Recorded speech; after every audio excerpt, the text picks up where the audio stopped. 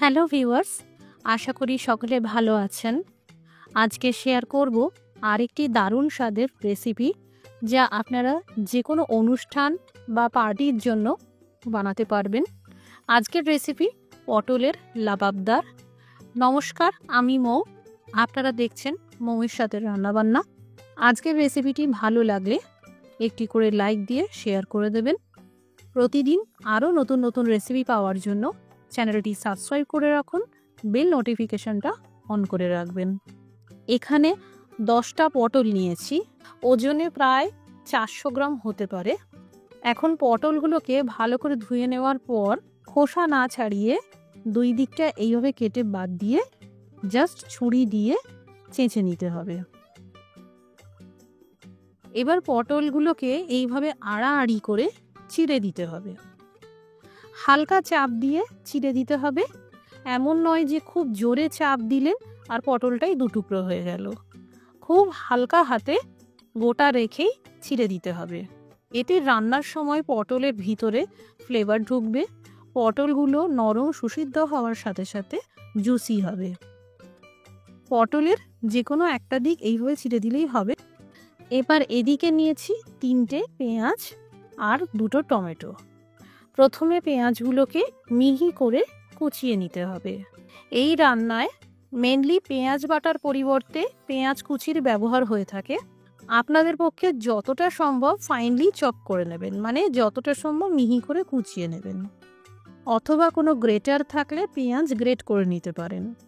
পেঁয়াজ কুচানোর পর টমেটো দুটোকেও কুচিয়ে নেব। এই রান্নায় সবজিগুলো কিভাবে কাটবেন আমি অনেকটাই ডিটেলসে দেখিয়ে দিলাম।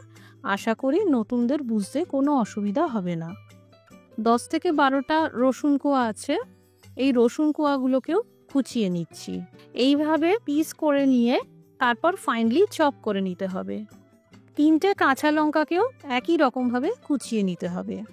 যে যেমন ঝাল পছন্দ করেন সেই বুঝে কাঁচা লঙ্কার ব্যবহার করবেন।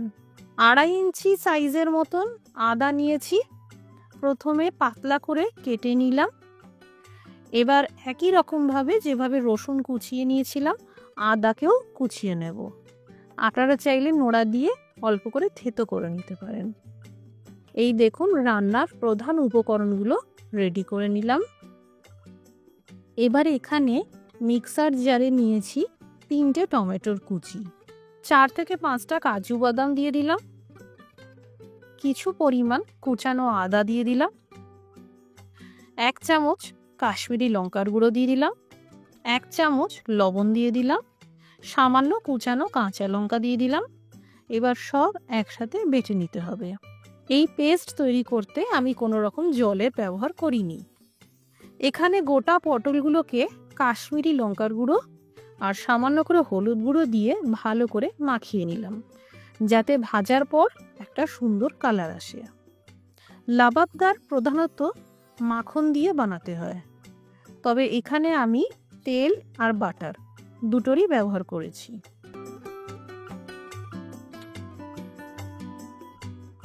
এবার এই টমেটোর মিশ্রণটা ঢেলে দিলাম।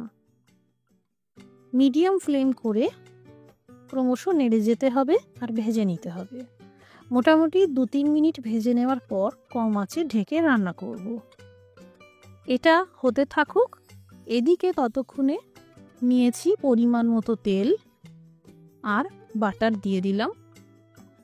বাটার তেলের মধ্যে ভালো করে মিশে গেলে এই পটলগুলোকে ভেজে নিতে হবে। মিডিয়াম ফ্লেম রাখতে হবে। পটল ভাজার সময় ঢেকে রেখে ভাজতে হবে, যাতে ভাজার সাথে সাথেই পটলগুলো নরম হয়ে যায় আর কিছুটা সিদ্ধ হয়ে যায়। এই দেখুন লালচে বাদামি করে পটলগুলো ভেজে নিয়েছি, তেল থেকে তুলে নিলাম।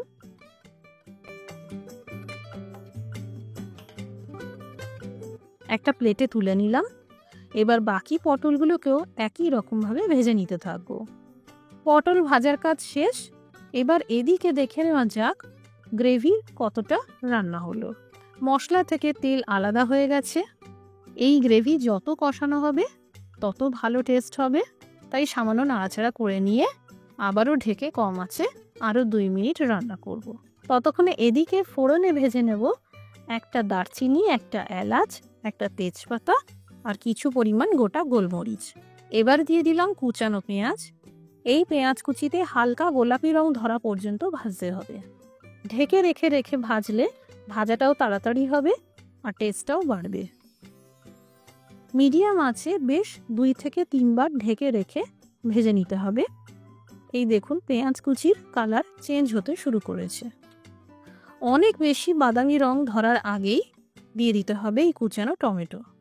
এরই সাথে দিয়ে দিলাম কুচানো রসুন, কুচানো কাঁচা লঙ্কা আর কুচানো আদা।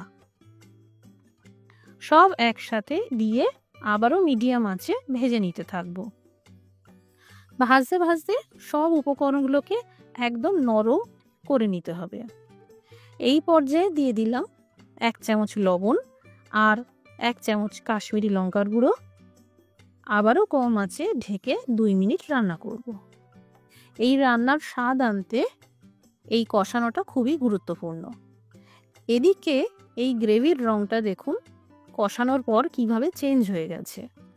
এবার সামান্য জল দিয়ে দিলাম, আবারও ক্রমশ নাড়াচাড়া করে ভেজে নিতে থাকবো। এই দেখুন গ্রেভির কালারটা এই রকম হয়ে এলে এবার আঁচটা বন্ধ করে দিতে হবে আর আধা কাপ মতন জল মিশিয়ে দিলাম।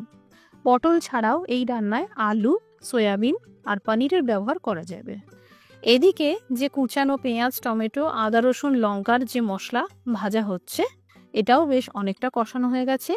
এবার যে গ্রেভিটা তৈরি করলাম একটা ছাঁকনি দিয়ে ছেঁকে নেব। যাতে ছেঁকে নিতে সুবিধা হয় তার জন্যই জল মিশিয়েছিলাম। ভালো করে ছেঁকে নিলাম। এবার আরও 2 মিনিট মতন ভেজে নেব। এই দেখুন গ্রেভির কালারটা আর টেক্সচারটা খুবই ভালো এসেছে।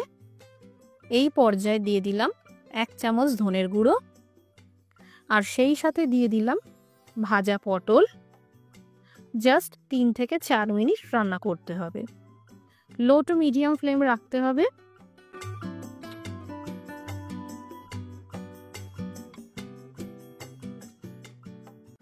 এবার দিয়ে দিন আধা কাপ থেকে 1 কাপ মতন জল। ভালো করে মিশিয়ে নিয়ে কম আঁচে ঢেকে 4-5 মিনিট রান্না করুন। এবার সব শেষে দিয়ে দিলাম 3 চামচ ফ্রেশ ক্রিম। ফ্রেশ ক্রিম মেশানোর সময় আঁচটা মিডিয়ামে রাখবেন। যদি এটা না থাকে একটি পাত্রে দুধের সর জমিয়ে রাখতে পারেন, সেটাও মালাইয়ের মতন করে ব্যবহার করতে পারেন।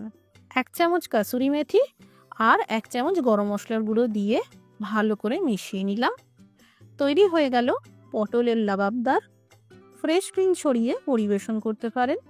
পোলাও বা নান রুটির সাথে খেতে খুব ভালো লাগে। এছাড়া আপনারা কুলচার সাথেও এই পটলের লাবাবদার সার্ভ করতে পারেন। আমি যেভাবে এই রান্নাটা দেখালাম একদম সেই প্রসেসে রান্নাটা বাড়িতে করবেন। আর বাড়িতে বানালে কমেন্ট করে জানাতে পারেন কেমন তৈরি হলো। আজকের রেসিপিটি দেখার জন্য অসংখ্য ধন্যবাদ। সবাই ভালো থাকুন, সুস্থ থাকুন।